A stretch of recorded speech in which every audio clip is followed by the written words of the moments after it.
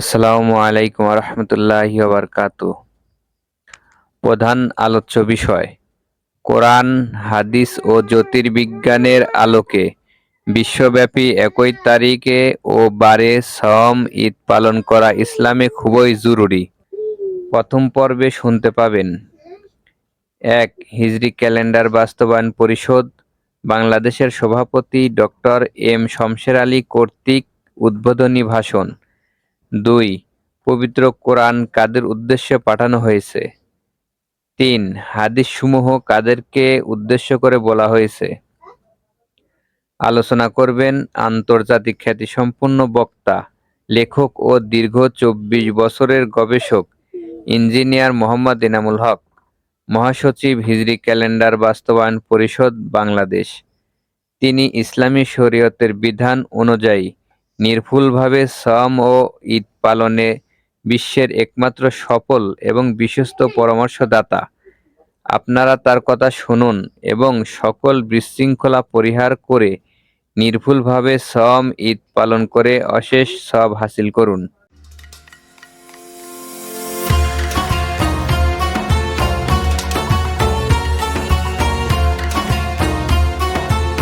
আলহামদুলিল্লাহ রাব্বিল আলামিন রহমানির রহিম মালিকি ইয়াউমিদ্দিন ইয়্যাকা না'বুদু ওয়া ইয়্যাকা নাস্তাঈন ইহদিনাস সিরাতাল মুস্তাকিম সিরাতাল লাযিনা আন'আমতা আলাইহিম গায়রিল মাগদুবি আলাইহিম ওয়ালাদ-দাল্লিন আমিন। আজ শনিবার 16 শাবান 15 ফেব্রুয়ারি 2025। আমরা আজকে থেকে প্রতিদিন রাত বাংলাদেশ সময় রাত 9টার সময় আমাদের ওই অনুষ্ঠান শুরু চলবে রোজা আসার পর্যন্ত। বা এই অনুষ্ঠান আসলে বাংলাদেশে আমরা রোজা ঈদ যেভাবে পালন করছি অধিকাংশ লোক সেটা ঠিক হচ্ছে না, সেই জন্যে আজকের এই অনুষ্ঠানটা শুরু করছি। ইনশাল্লাহ এই অনুষ্ঠান যারা শুনবেন তারা বুঝতে পারবেন যে তাদের ভুল হচ্ছে, অতএব তারা সংশোধন করে নেবেন, এই উদ্দেশ্যে এই অনুষ্ঠানটা করা হচ্ছে। তো আমি সওম, রোজা এবং ঈদের উপরে দৈনিক এই অনুষ্ঠান হবে ইনশাল্লাহ। আমাদের আমি হিজরি ক্যালেন্ডার বাস্তবায়ন পরিষদ বাংলাদেশের মহাপরিচালক হিসাবে, মহাসচিব হিসাবে আমি বক্তব্য রাখব। আমাদের এই সংগঠনের সভাপতি ডক্টর এম শমশের আলী সাহেব উনি এখন কিছু বলবেন, আপনারা দয়া করে ওনার কথা শুনেন। বিসমিল্লাহির রহমানির রহিম। আমি প্রথমেই ইঞ্জিনিয়ার এনামুল হক সাহেবকে ধন্যবাদ জানাই, যিনি নিজে উদ্যোগ গ্রহণ করেছেন মানুষকে অবহিত করার জন্য। এই ব্যাপারে অবহিত করবেন যে সারা বিশ্বে একই সময়ে একই বারে এই ঈদ, বকরিদ এগুলো অবজার্ভ করা, এটা ধর্মের কথা, এটা কোরআনের কথা। কোরআনে বলা হচ্ছে তোমরা এর সাক্ষ্য পাবে যখন।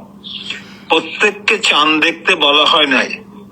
এটা সূরা বাকারায় যেখানে রমজান শুরু করার কথা আছে সেখানে বলছে তোমরা যখন এইটার সাক্ষ্য পাবে।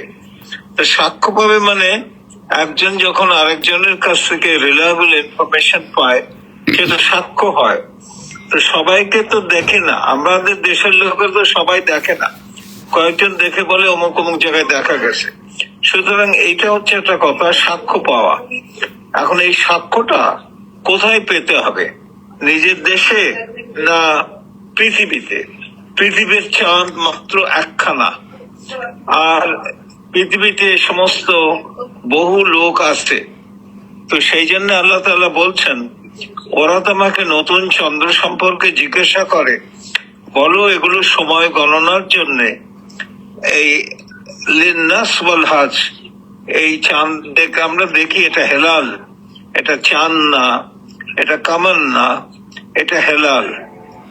আর এই জিনিসটা পরিষ্কার করে বলতে হবে যে এই যে লিন্নাস ওয়াল হাজ মানব জাতির জন্য, এই চাঁদটা হচ্ছে নতুন চাঁদটা হলো মানব জাতির জন্য।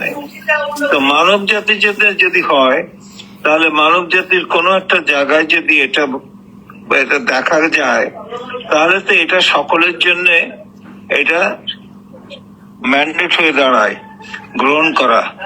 আমরা দেখেছি যে রাসূলুল্লাহ সাল্লাল্লাহু আলাইহি সাল্লাম যখন রোজা রাখছেন, তখন বেদিন গ্রুপ তার কাছে এসছে, বলেছে ইয়া রাসূলুল্লাহ, আমরা তো চাঁদ দেখে ফেলেছি। তখন বললো, তোমরা মুসলমান? হ্যাঁ। তোমরা আল্লাহ বিশ্বাস করো? হ্যাঁ। তোমরা রাসূলে বিশ্বাস করো? হ্যাঁ। তখন উনি বেলালকে বললেন যে তুমি রোজা ভেঙে ফেলো, আমরা নামাজ পড়বো। তো এই এই জিনিস তো রাসূলুল্লাহর জীবনে ঘটেছে এবং রেকর্ড আছে। আর তারাইবিয়ার হাদিস যেটা যেটা তারাইবিয়ার হাদিস যেটা আছে, সেটা তো রাসূলুল্লাহ বলেন নাই, ওরা বলছেন যে রাসূলুল্লাহ থাকলে এরকম করতেন। তো এই জিনিস আমার মনে হয় এটা বোঝা উচিত যে একটা ভুল যদি হয়ে থাকে তো সারা জীবন এই ভুল বয়ে বেড়াতে হবে না। এক। দুই হলো যে ওআইসি একটা রেজলিউশন নিয়েছে। তো ওআইসি হলো তো ওআইসির মধ্যে তো বিখ্যাত বিখ্যাত পণ্ডিত আছে, এই আল আজহারের পণ্ডিত, যাদের কাছে আমাদের পণ্ডিতরা গিয়ে লেখাপড়া শিখে আসে। তো তারাও এক কথা বলছে যে কোন এক দেশে চাঁদ দেখা গেলে মুসলিম দেশের উচিত হবে সেই সেই সাক্ষ্যটা গ্রহণ করা। তো তা যদি আমরা করি তাহলে আমাদের একটা লাভ হবে, একটা হামদর্দি ভাব। একদিনে সব লোক রোজা রাখছে, একদিনের সব লোক এই কোরবানি করছে। এই এটাতে যেটা লাভ সেটা হলো যে একটা একতা। আর এই একতার কথাই কিন্তু আল্লাহ তাআলা বলছে, তোমরা আল্লাহর একতাকে মানে সুতো হিসাবে, তিনি রজ্জু হিসাবে এটা এটা ছিল না। তো এই কথাটা খুব দরকার। আর একটা জিনিস, সারা পৃথিবীর লোকে যদি কথার কথা বলছি মুসলমান হয়ে যায়, তো একজন দেখলেই তো অন্যজনের জন্য হয়। দেশ কথাটা তো হচ্ছে পলিটিক্যাল। 60 বছর আগে একটা দেশ যেখানে ছিল না, নতুন দেশ হয়েছে। সুতরাং দেশের কথা, স্থানের কথা, এখানে অন্যান্য যে সমস্ত মাযহাব আছে, সেই সমস্ত মাযহাবের যারা নেতা আছে তারাও কিন্তু বলে গেছেন যে স্থানের ভিন্নতা গ্রহণীয় নয়। এটা না, এক জায়গায় দেখা গেলে হেলালের- অন্য হেলালের জায়গায় ভিন্ন- করা হতে হতে। আগে একটা প্রবলেম ছিল, দেখার সমস্যা ছিল। এই যে পাহাড়ের চারপাশে ঘুরে এসে 40 মাইল ঘোড়া দাপিয়ে ঘুরে এসে এটা দেখতে হতো। কিন্তু আজকে সেই ঘোড়ার জায়গাটা ইন্টারনেট নিয়ে নিয়েছে। এখন চাঁদ কোন জায়গায় দেখা দিলে মুহূর্তে সেই খবরটা ছড়িয়ে পড়ে সব জায়গায়। তো আমরা বিশ্বাস করব না কেন?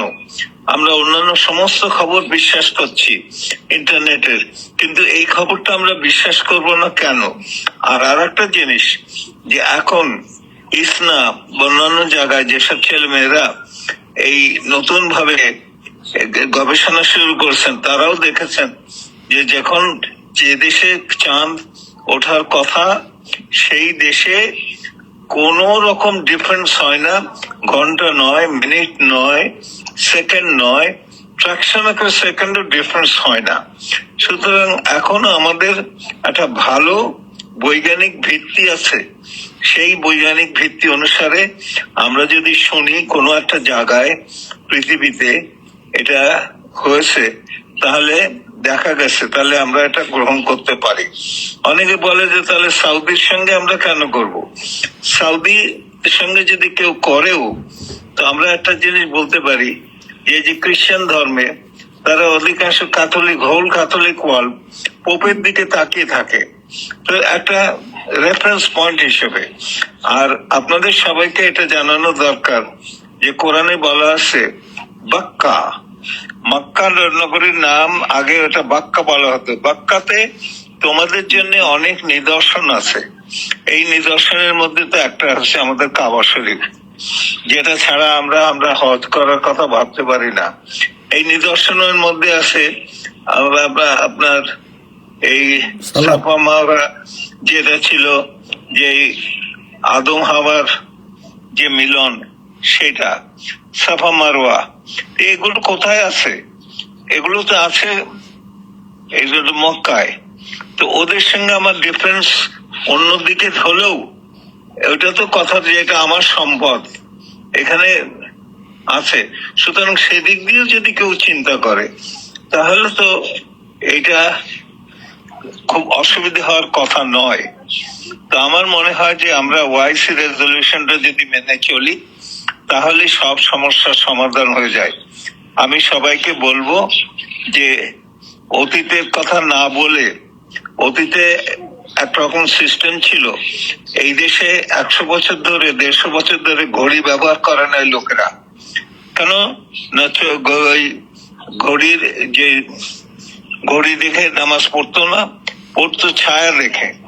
তারপরে দেখা গেল যে ঘড়ি এমন চমৎকার সময় দেয় যে ছায়া যেখানে থাকার কথা সেখানেই ঘড়িও সেখানে বলে যে হ্যাঁ এখানে ছায়া হবে, এখানে প্রজেকশন হবে। সুতরাং এখন ঘড়ি ব্যবহার হচ্ছে। আমরা আর দীর্ঘসূত্রিতা না করে আমার মনে হয় যে সারা বিশ্বে আমরা একদিনে আমরা ঈদ করি, কারো একটু অসুবিধা হলে অসুবিধাটাকে মানিয়ে নিতে এবং আনন্দটা ভোগ করতে, এই হচ্ছে আমার অনুরোধ। এবং এটা এনামুল হক সাহেব এবং অন্যরা এই সম্পর্কে আরো আলোচনা করবেন। আমি মোটামুটি বৈজ্ঞানিক ভাবে এটা তাৎপর্য তুলে ধরে আমার কথা শেষ করছি। আল্লাহ হাফেজ। আসসালামু আলাইকুম রহমতুল্লাহ বারাকাতুহ। ওয়ালাইকুম আসসালাম রহমতুল্লাহ বরকাত। আপনারা হিজরি ক্যালেন্ডার বাস্তবায়ন পরিষদের সভাপতি ডক্টর এম শমশের আলী, উনি বিশ্বব্যাপী সবাই ওনাকে চিনেন পরমাণু বিজ্ঞানী হিসেবে, এবং উনি আমাদের দেশে কয়েকটা বিশ্ববিদ্যালয়ের ভাইস চ্যান্সেলর হিসেবে কাজ করেছেন। এখন উনি অবসরপ্রাপ্ত অনেক দিন ধরে এবং একটু অসুস্থ, যেটা উনি বলেননি, আমি জানি ওনার ক্যান্সার হয়েছে। উনি যাই হোক চিকিৎসার মধ্যে আছেন। তা সত্ত্বেও উনি আমাদেরকে আজকে এই শুভেচ্ছা বক্তব্যটা দিয়েছেন। কারণ একটাই, যে এই অনুষ্ঠানটা, ভিডিও প্রোগ্রামটা আজকে আমরা শুরু করতে যাচ্ছি এবং এটা অতি দেরি হয়ে গেছে, আরো আগে করা উচিত ছিল। প্রতিদিন রাত বাংলাদেশ সময় রাত 9টার সময় এই অনুষ্ঠানটা ইনশাল্লাহ রোজার পর্যন্ত চালিয়ে যাব। সম্ভব হইলে রোজার মধ্যে হয়তো আশা করি চলবে। তো আসল উদ্দেশ্য একটাই, যে বাংলাদেশের অধিকাংশ মানুষ মুসলিম, তারা সঠিকভাবে রোজা ঈদ করতে পারছেন না কেন? মানে সারা বিশ্ব যেই দিন রোজা শুরু করে, বাংলাদেশে একদিন পরে শুরু করে। ওনাদের যে যুক্তি, সেই যুক্তিটা সঠিক কিনা আমি ক্রমান্বয়ে যখন বক্তব্য রাখতে যাব প্রতিদিন, সেখানে আপনারা বুঝতে পারবেন। তবে আমি আজকে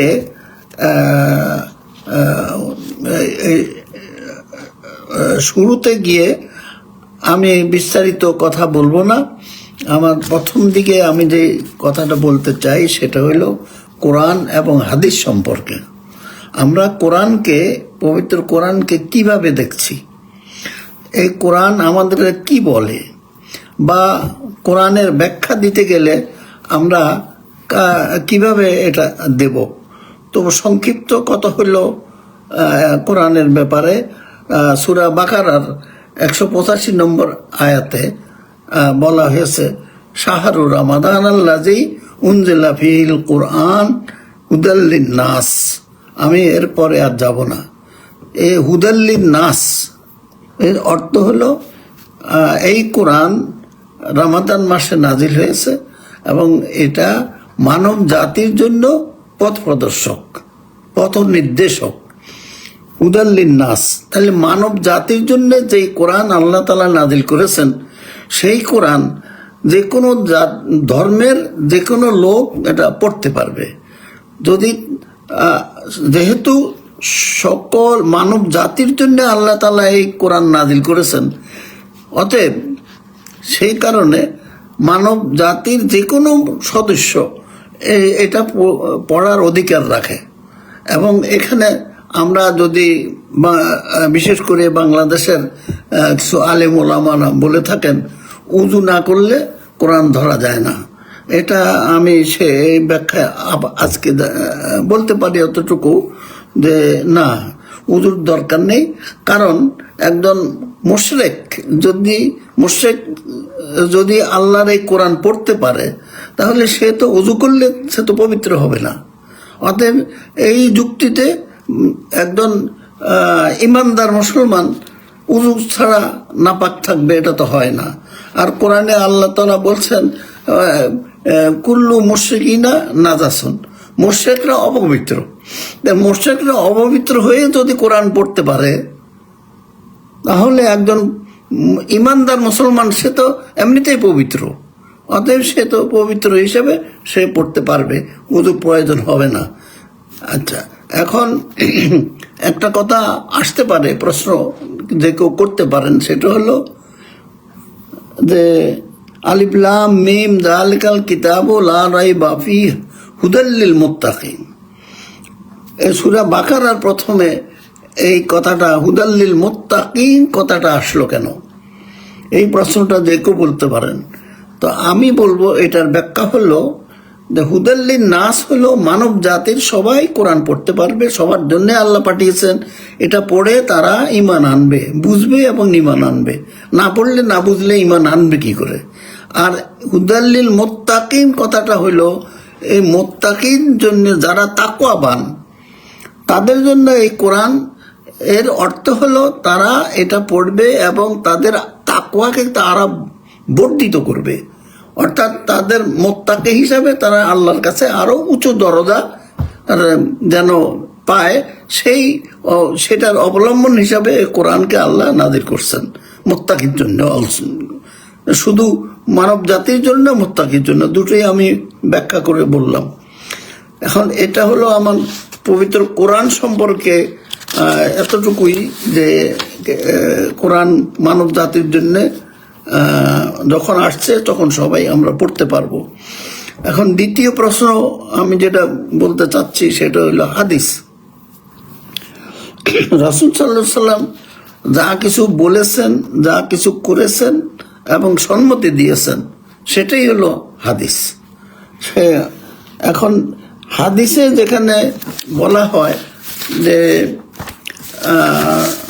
লা তাসুমু হাত্তা তারাউল হিলাল, এটা প্রথম যে হাদিস, এটা হলো সহিহ বুখারী 1906 এবং মুসলিম 2333, আরো অন্যান্য আছে।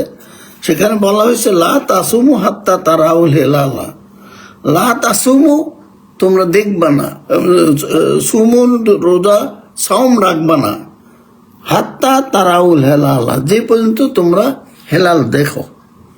তারপরে ওয়ালা তাফতিরু হাত্তা তারাহু, এবং তোমরা রোজা ভাঙবা না যে পর্যন্ত না হেলাল দেখো। তো এইখানে একটা প্রশ্ন সাধারণভাবে আসতে পারে। এখন এটা স্বাভাবিকভাবে যে কেউ প্রশ্ন করতে পারে যে অন্ধ লোকে কি তাহলে রোজা রাখবে না নাকি? কারণ তারা তো কখনো হেলাল দেখবে না। এখন এর সমাধান আমি এর পরের হাদিসে পাই, সুমু লিরুইয়াতিহি ওয়াফতিরু লিরুইয়াতিহি, সুমু তোমরা রোজা সম রাখো, লিরুইয়াতিহি, লি মানে জন্য, ভিত্তিতে, মাধ্যমে, অর্থাৎ দেখে অথবা সাক্ষ্য পেয়ে তোমরা সম পালন করো। সুমু লিরুইয়াতিহি, এবং এই হি হলো হেলাল, অর্থাৎ হেলাল দেখে সম পালন করো, এবং ও একইভাবে হেলাল দেখে সম শেষ করো, ভাঙো। তো এটা এই দুটো হাদিস আমরা পেলাম। প্রথমটাতে বলছে দেখতেই হবে, কম্পালসারি ছিল, কিন্তু দ্বিতীয়টাতে এখানে বলা হয়েছে দেখলেও হবে, সাক্ষ্য পেলেও হবে।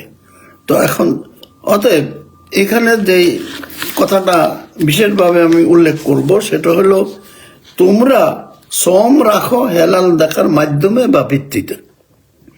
তোমরা কারা?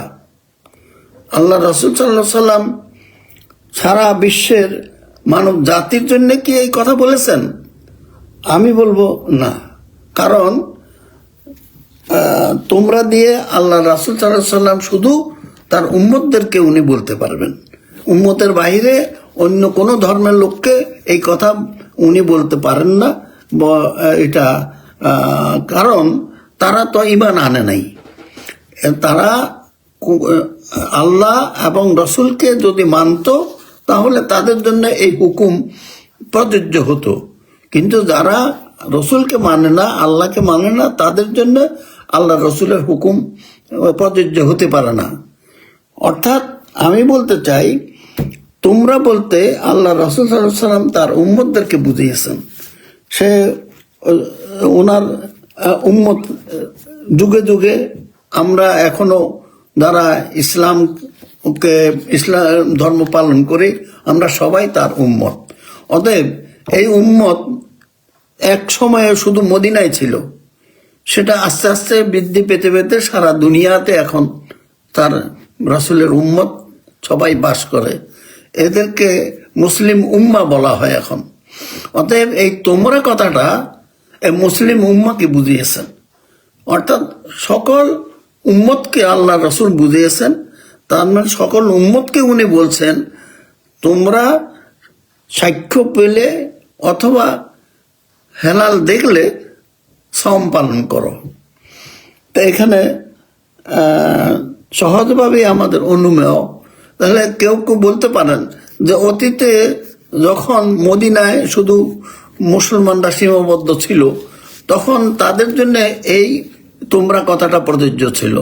আস্তে আস্তে এই তোমরা কথার ব্যাপকতা ক্রমান্বয়ে বৃদ্ধি পেতে পেতে সারা বিশ্বে এখন হয়ে গেছে। এখন এইটাকে যদি আমরা বলি, যখন দেশে দেশে যদি ভাগ করি, তাহলে তো এটা দেশ যেভাবে ভাগ হয়েছে সেটা কিন্তু কোরআন হাদিসের হুকুমে হয় নাই, সেটা হয়েছে রাজনৈতিক কারণে। কিন্তু জাতি হিসাবে আমরা মুসলমান, আমাদের মধ্যে কোনো রকমের পার্থক্য নেই। অতএব আমরা এক মুসলিম জাতি, আমরা এক উম্মাহ। আমাদের উম্মার জন্যে রাসূল আল্লাহর হুকুম যেমন প্রযোজ্য এবং আল্লাহ রাসূলের হুকুমও প্রযোজ্য। এটা আমাদের সভাপতি সাহেব বলে গেছেন অলরেডি, যে মুসলিম উম্মার জন্য যদি এই হাদিসকে আমরা প্রযোজ্য মনে করি, তাহলে মুসলিম উম্মাকে সারা বিশ্বব্যাপী একই তারিখে ও একই বারে রোজা ঈদ পালন করার হুকুমও সমানভাবে প্রযোজ্য হয়ে যায়। এখন এটা নিয়ে কেউ কেউ দ্বিমত করেন। দেশে দেশে ভাগ করা, দেশ বিভাগ এক কথা, কিন্তু হাদিসকে আমরা মুসলিম উম্মাকে বাদ দিয়ে দেশে দেশে যদি ভাগ করি, সেটা তো আসলে হাদিসের প্রতি অবমাননা করা হয়। আল্লাহ রসুল বলছেন, আমার উম্মতরা তোমরা এইভাবে রোজা সওম ঈদ পালন করো, কিন্তু আমরা সেটাকে ধরে নিয়েছি দেশে দেশে আল্লাহ রসুল বলছেন। এটা তো একটা ভুল অর্থ, ভুল ব্যাখ্যা। যাই হোক, আমার আজকের প্রোগ্রামটা আমি আর দীর্ঘায়িত করব না। আমি শুধু কোরআনের সম্বন্ধে কিছু বললাম এবং হাদিস কি জিনিস, কিভাবে আসছে, কার জন্য প্রযোজ্য, সেটা আমি উল্লেখ করলাম। ইনশাল্লাহ এরপরে আমরা পরবর্তী আগামীকাল রাত 9টার সময় আবার আমরা অনুষ্ঠান করব। এর পরবর্তী প্রোগ্রাম তখন বলা হবে না। ও আখের দাওয়ানা, আমি এই কথা বলে শেষ করছি আজকের প্রোগ্রাম। ও আখের দাওয়ানা আলহামদুলিল্লাহ রাব্বিল আলামিন। আসসালামু আলাইকুম ওয়া রাহমাতুল্লাহি ওয়া বারাকাতুহু।